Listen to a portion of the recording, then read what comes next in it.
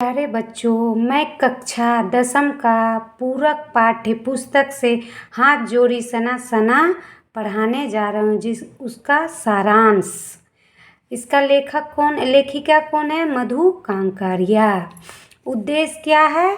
विद्यार्थियों को सिक्किम की राजधानी गैंगटॉक से परिचित कराना, हिमालय के अनुपम सौंदर्य तथा वहाँ के निवासियों के परिश्रम, अभाव और जीवन की विषमताओं से परिचित कराना। मतलब हिमालय में कितना सुंदर है देखने में, वहाँ का निवासी कितना परिश्रम करते हैं, ऊंचे ऊंचे पहाड़ों पर रह करके भी। इस बात को मधु कांकरिया यहाँ रखना चाह रही है। यात्रा वृत्तांत विधा आगत कराना, यात्रा वृत्तांत से सभी बच्चों को अवगत कराना है। लेखिका की भाषा शैली तथा सना सना हाथ जोड़ी में निहित भावबोध से परिचित कराना है। अब लेखिका का परिचय जानते हैं। जन्म परिचय। लेखिका मधु कांकरिया का जन्म 23 मार्च 1997 को कोलकाता में हुआ। इन्होंने कोलकाता विश्वविद्यालय से अर्थशास्त्र में एमए किया, साथ ही कंप्यूटर एप्लीकेशन में डिप्लोमा किया। सोचिए कि उस समय भी लेखिका ने कंप्यूटर से डिप्लोमा किया था। मधु कांकरिया की रचनाओं में विचार और संवेदना की नवीनता मिलती है। नवीनता मतलब नया मिलता है, नवीन चीज़ों को मिलता है, नया चीज़ों को। समाज में व्यापक अनेक ज्वलंत समस्या इनकी रचनाओं के विषय रहे हैं। समस्या का जो ज्वलंत होता है, जलने लायक जो होता है, समाज में जो समस्या एक छोटी छोटी समस्या को बढ़ा चढ़ा कर बोलता है, उनके बारे में बोला गया है बच्चों। पाठ का सारांश है बच्चों। यात्रा की प्रेरणा। यात्रा हम करने के लिए क्यों प्रेरित हो, इस विषय में। यात्रा, कुछ लोग होते हैं जो यात्रा करना नहीं चाहते, घूमना नहीं चाहते। उस चीज़ को लेखिका बता रही है कि यात्रा करना भी जरूरी है। महानगर व नगरों की भाव शून्यता, भाग और यंत्रवत जीवन पद्धति की ऊब लेखिका को दूर दूर की यात्राओं को करने के लिए प्रेरित करती है। जो ऊब जाते हैं घर में रहते रहते, तो उसे भाग आगे की करने की, मतलब चारों तरफ घूमने की कोशिश करते हैं। मधु जी ने उन्हीं यात्राओं के अनुभव को अपने इस यात्रा वृत्तांत में शब्दबद्ध किया है। मतलब यात्रा वृत्तांत को क्या किया है? शब्दों में बंद किया है। यह सना सना हाथ जोड़ी के माध्यम से उन्होंने सना सना हाथ जोड़ी यात्रा वृत्तांत में पूर्वोत्तर भारत में सिक्किम राज्य की राजधानी गैंगटॉक, हिमालय की यात्रा, उसकी अनंत सौंदर्य, अनंत मतलब अथाह, जिसका कोई था नहीं है, जिसकी कोई सीमा नहीं है। ठीक है बच्चों, काव्यात्मक वर्णन किया है। गैंगटॉक। लेखिका ने गैंगटॉक को इतिहास और वर्तमान के संधि स्थल पर खड़ा है। मतलब वहाँ पर एक गैंगटॉक में संधि स्थल हुआ था, उस जगह लेखिका खड़ी है। मेहनत बादशाहों का शहर माना जाता है। मेहनती जो होता है वो बादशाहों का शहर माना जाता है, क्योंकि वहाँ के सभी लोग बड़े ही मेहनती है, इसलिए उस शहर का सब कुछ सुंदर था। उसकी सुबह भी सुंदर और शाम भी सुंदर। वहाँ के लोग बहुत ही परिश्रम करते हैं, एक समय के लिए बैठ करके नहीं रहते हैं, क्योंकि पहाड़ों का जीवन बहुत कठिनाई से बीतता है। वहाँ पर हर उपलब्ध नहीं रहते हैं बच्चों, इसलिए लेखिका बोल रही है। खासकर लेखिका को गैंगटॉक की रहस्यमयी सितारों भरी रात ने सम्मोहित किया। वहाँ सितारों भरी रात ने सम्मोहित, इसका मतलब समझ रहे हैं बच्चों? रहस्यमयी मतलब उतना पहाड़ी इलाका होने के बावजूद वहाँ पर बिजली का सुविधा, सब चीज़, हर तरफ बल्ब और हर तरह का सुरक्षा, कहीं भी गंदगी नहीं, साफ सुथरा है। वहीं पर उन्होंने एक नेपाली युवती से उन्हीं की भाषा में प्रार्थना की बोली सीखी। वहीं पर गंगटोक में ही लेखिका ने एक नेपाली लड़की से प्रार्थना की बोली सीखी, जो इस प्रकार है। सना सना हाथ जोड़ी गर्दह प्रार्थना हमरो जीवन तिमरो कोसिल, जिसका अर्थ है छोटे छोटे से हाथ जोड़कर प्रार्थना कर रही हूँ कि मेरा सारा जीवन अच्छाइयों को समर्पित कर हो। मतलब मैं छोटे छोटे हाथों से परिश्रम प्रार्थना कर रही हूँ कि मेरा जितना भी जीवन है सभी अच्छाइयों से ही परिपूर्ण हो, अच्छाई के सिवा बुराई ना हो। बौद्ध धर्म गंगटोक से युमथांग को निकलते ही लेखिका को एक कतार में लगी सफ़ेद सफ़ेद बौद्ध पत्रिकाएँ दिखाई दी। गंगटोक बौद्ध धर्म क्या है, हमारे भारत के ही है। बौद्ध धर्म है, जैन धर्म है, उसमें से एक बौद्ध धर्म है जो ध्वज की तरफ फहरा रही थी। सफ़ेद पत्रिकाएँ जो बौद्ध भिक्षुक होते हैं, जब मृत्यु हो जाती है तो उसके लिए 108 बौद्ध पत्रिकाएँ फहराई जाती है। ये शांति और अहिंसा का प्रतीक है। शांति के लिए अहिंसा मतलब किसी से हिंसा नहीं करना है, उनका प्रतीक है। इन पत्रिकाओं पर मंत्र लिखे हुए थे। उन पत्रिकाओं पर क्या था? पत्रिकाओं पर क्या था? मंत्र लिखा हुआ था। लेखिका के गाइड ने जितेन नार्गे, गाइड कौन था? जो गाइड मतलब क्या, नेता का जैसा इधर से बताना उधर ले जाना, मतलब उसके अगुवाही करना, हर जगह दिखाने वाला। उन्हें बताया कि जब किसी बौद्ध मतलबी की मृत्यु होती है तो उसकी आत्मा की शांति के लिए शहर से दूर किसी भी पवित्र स्थान पर 108 श्वेत पत्रिकाएँ फहरा दी जाती है। जब बौद्ध भिक्षु की मृत्यु होती तब ये काम होता है। इन्हें उतारा नहीं जाता। कई बार नए शुभ कार्य की शुरुआत में भी रंगीन पत्रिकाएँ फहरा दी जाती। लोग अगर नए नए काम की शुरुआत करते हैं, दुकानदारी खोल दिया या घर बनाकर गृहवास करने लगे, तब ये पत्रिकाएँ, रंगीन पत्रिकाएँ फहराई जाती है। आगे चलकर मधु जी को एक कुटिया के भीतर घूमता हुआ चक्र दिखाई दिया, जिसे धर्म चक्र या प्रेयर व्हील कहा जाता था। नार्गे ने बताया कि इसे घुमाने से सारे पाप धुल जाते हैं। लेकिन लेखिका ने महसूस किया कि मैदान हो या पहाड़, तमाम वैज्ञानिक प्रगति के बावजूद इस देश की आत्मा एक जैसी है। इतना प्रगति होने के बावजूद भी इस देश के लोग अभी भी विश्वास कर रहे हैं कि कहीं पर कुछ होने से पाप, ये काम करने से पाप धुल जाते, वो काम करने से पाप धुल जाते। हिमालय की अनंत सौंदर्य। लेखिका किसी से बातचीत किए बिना ही हिमालय के अद्भुत सौंदर्य को अपने भीतर समेट लेना चाहती थी।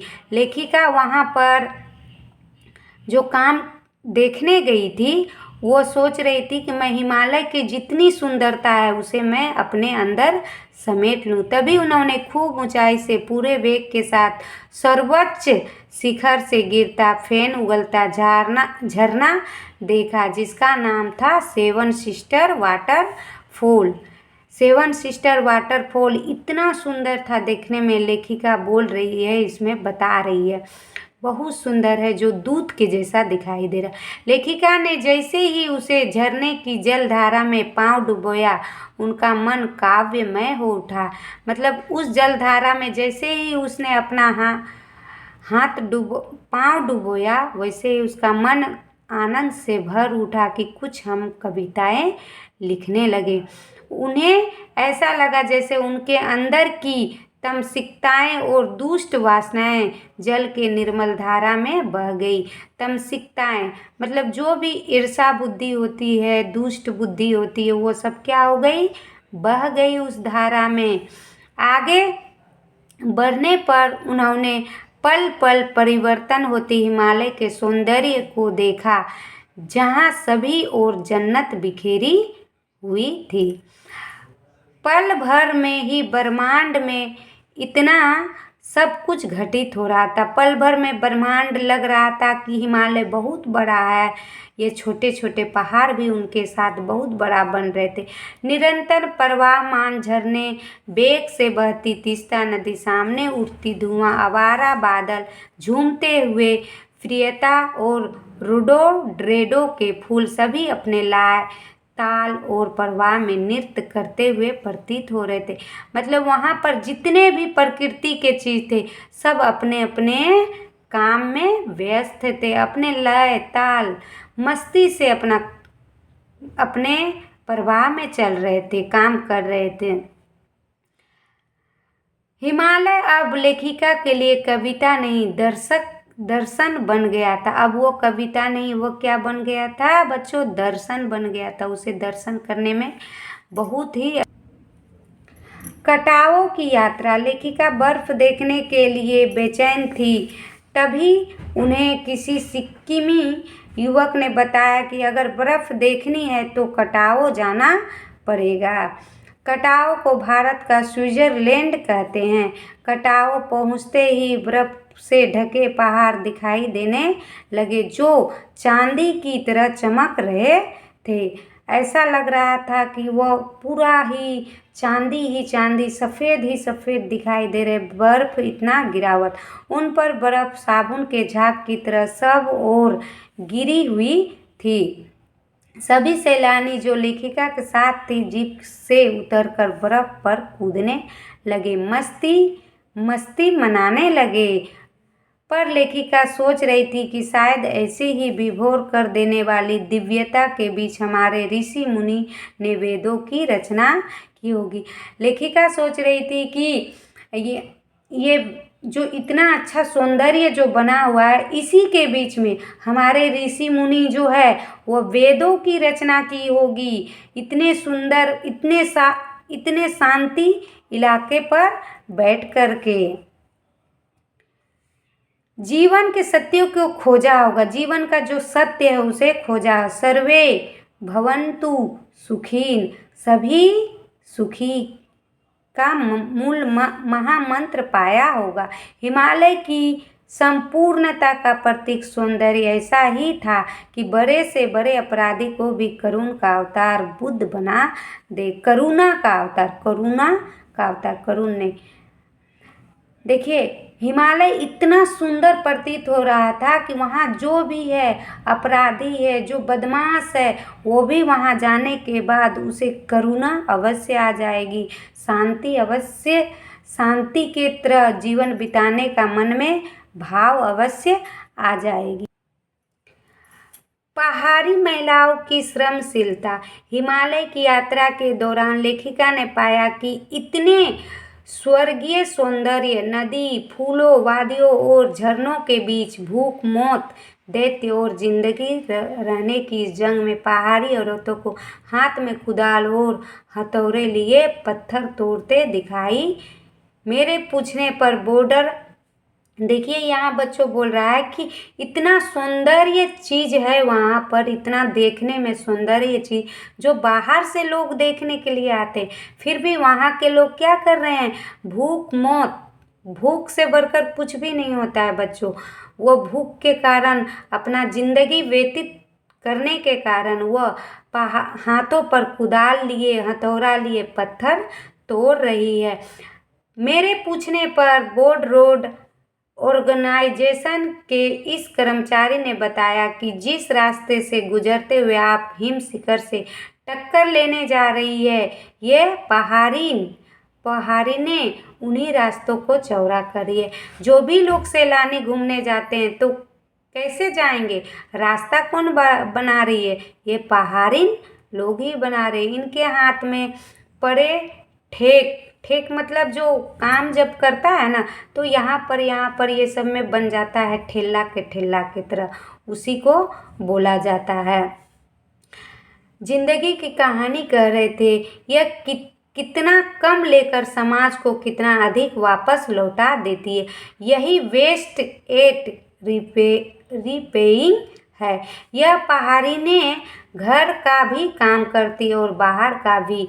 इनके कामों में गाय चराना, लड़कियां लकड़ियाँ काट कर लड़कियाँ सॉरी बच्चों लकड़ियाँ काट कर उनके भारी भरकम गट्ठर को लाद कर ले जाना शामिल है। पहाड़ी औरतें इतना काम करती है, घर में भी करती है और बाहर में भी करती है। फौजी छावनियाँ। लेखिका का सफ़र जब थोड़ा और आगे बढ़ा तो उन्हें वहाँ कुछ फौजी छावनियाँ दिखाई दी। तभी उन्हें ध्यान आया कि यहाँ बॉर्डर एरिया है। थोड़ी ही दूर पर चीन की सीमा है। थोड़ी दूर पर क्या है बच्चों? चीन की सीमा है। एक फौजी से मधु जी ने पूछा कि इनकी इतनी कड़कड़ाती ठंड में आपको बहुत तकलीफ होती होगी। उसने एक उदासी हंसी। फौजी ने क्या किया बच्चों? उदास की हंसी हंसी, क्योंकि हम ही लोग को सुरक्षा रखने के लिए वहाँ वो तैनात रहते हैं। ठंड हो, बारिश हो, चाहे गर्म हो, किसी भी स्थिति में हो, लेकिन वो तैनात रहते हैं देश की सेवा करने के लिए। आप चैन की नींद सो सके इसलिए तो हम यहाँ पहरा दे रहे हैं, फौजी ने कहा। लेखिका का मन उदास हो गया। वो सोचने लगी कि बैसाख की महीने में इस बर्फीली स्थान पर हम 5 मिनट में ही ठिठुरने लगेंगे। हमारे ये फौजी भाई पोष मतलब क्या होता है? पूस और माघ में भी तैनात रहते हैं। पूस माघ जो एकदम पूरा दिसंबर जनवरी का समय रहता है, उस समय भी वो लोग वहाँ तैनात रहते हैं। सोचो कि उस 0 डिग्री में वो किस तरह वहाँ रहते हैं। उस समय सिवाय पेट्रोल के सब कुछ जम जाता है। ऐसा समय में यह जवान हमारे देश की और हमारी सुरक्षा के लिए तैयार खड़े रहते। उस समय भी हमारी सेवा के लिए वो हमेशा तैयार रहते। नार्गे एक कुशल गाइड है। नार्गे कौन था? जितेन नार्गे कौन था बच्चों? जो लेखिका को घुमा रहे थे अपने जीप में बैठा करके। मतलब उसी को तो वहाँ का पता होगा ना कि कहाँ किस जगह क्या चीज़ देखने लायक है। वो अगुवाई कर रहा था। गैंगटॉक से लेकर हिमालय की यात्रा के दौरान नार्गे ने एक कुशल गाइड की तरह लेखिका और उनके साथियों का मार्ग निर्देश किया। उसके अंदर वे सभी खूबियाँ थी जो एक कुशल गाइड के अंदर होनी चाहिए। उसे गैंगटॉक से लेकर हिमालय तक की सभी ऐतिहासिक भौगोलिक स्थिति को पूर्ण ज्ञान करवाया। मतलब जो एक नेता होता है, जो बताने वाला होता है, वह कुशल था, सभी चीज़ का जानकार था, इसीलिए हर चीज़ लेखिका को बताते चल गया, अच्छे चीज़ें दिखाते चल गया। उसे कई तरह की भाषाओं का ज्ञान था। वह हर तरह का भी भाषा जानते थे। हर तरह का नहीं, कई तरह मतलब बहुत सारे भाषा जानते थे। उसे अपने सैलानियों की रुचि का भी पूरा ध्यान रहता था। जो सैलानी जो घूमने जाते थे, उनका रुचि, उनका जो अभिलाषा होती है ना, उसका ख्याल रखते थे। प्यारे बच्चों, आप सभी को ये सना सना हाथ जोड़ी का सारांश कैसा लगा कमेंट में ज़रूर बताएं और लाइक ज़रूर करें बच्चों।